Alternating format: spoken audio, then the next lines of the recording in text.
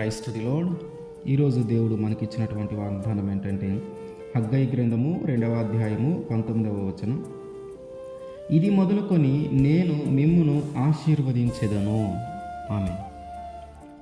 నువ్వు ఎలాంటి కఠినమైన పరిస్థితుల్లో ఉన్నావో, ఎలాంటి ప్రతికూల పరిస్థితులను అనుభవిస్తూ ఉన్నావో, ఎలాంటి నష్టములను చవిచూస్తూ ఉన్నావో తెలియదు, కానీ దేవుడు అంటున్నాడు, ఇది మొదలుకొని నేను నిన్ను ఆశీర్వదిస్తాను.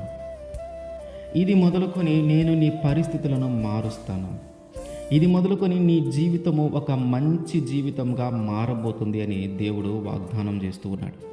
మరి ఇది మొదలుకొని అంటే ఎప్పటి నుంచి నా జీవితం మారుతుంది, ఎప్పటి నుంచి నా పరిస్థితులు మారుతాయి అని కానీ మనము ఆలోచిస్తే, మందసము అబీనాదాబు ఇంటిలో ఉంది. అక్కడి నుంచి తీసుకొని రావాలని దావీదు గారు ప్రయత్నం చేస్తూ ఉన్నాడు. అబీనాదాబు యొక్క కుమారులు ఆ మందసమును ఒక బండి మీద పెట్టి ఆ బండిని తోలుకుంటూ దావీదు దగ్గరికి తీసుకొని వస్తూ ఉన్నారు. ఆ మందసము జారి కింద పడే పరిస్థితి రావటము, అబీనాదాబు యొక్క కుమారుడు ఒకరు ఉజ్జా అతని పేరు, అతను ఆ మందసాన్ని కింద పడుతున్న మందసాన్ని పడకుండా పట్టుకోవాలని ప్రయత్నం చేయటము, ఆ మందసమును పట్టుకోవటాన్ని బట్టి ఉజ్జా మరణించటము దావీదు చూశాడు. ఎప్పుడైతే దావీదు ఆ పరిస్థితిని చూశాడో అతనిలో ఒక భయం కలిగింది. ఆ మందసాన్ని కానీ నా దగ్గరికి తీసుకొని వస్తే నాకు కూడా ఇట్లాగే జరుగుతుందేమో అని. అందుకని ఏం చేశాడంటే ఈయన ఓబేదేదోము ఇంటిలో మందసాన్ని ఉంచాడు. ఈ ఓబేదేదోము ఇంటిలో ఎప్పుడైతే మందసాన్ని ఉంచాడో అక్కడి నుంచి ఆయన ఆశీర్వదించడం మొదలుపెట్టాడు. దేవుడు ఓబేదేదోము ఇంటిని ఆశీర్వదించడం మొదలుపెట్టాడు. ఆయన ఆస్తి కానీ, ఆయన పిల్లల విషయంలో కానీ ఇట్లా మొత్తం ఆయన ఆశీర్వదింపబడుతూ ఉన్నాడు. 3 నెలలు అక్కడే ఉంది. 3 నెలలు చక్కగా ఆశీర్వదింపబడటం జరిగింది. ఈ విషయం అంతా దావీదుకి తెలిసింది.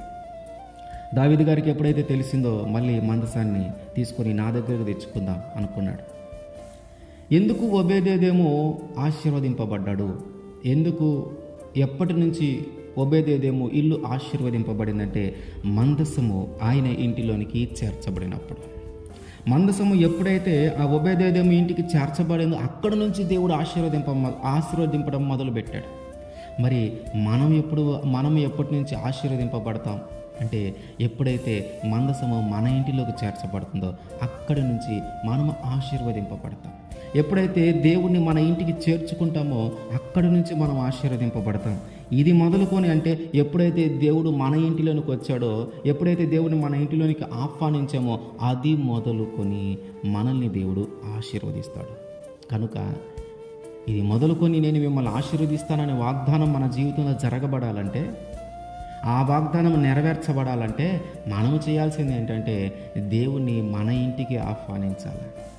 దేవుణ్ణి మన ఇంటిలోనికి రమ్మని ఆయన్ని ఆహ్వానించాలి. ఆయన మన ఇంటికి తీసుకొని రావటం ఎప్పుడైతే మొదలు పెడతామో, ఆయన మన ఇంటికి రావటం ఎప్పుడైతే జరుగుతుందో అది మొదలుకొని దేవుడు మనల్ని ఆశీర్వదిస్తాడు.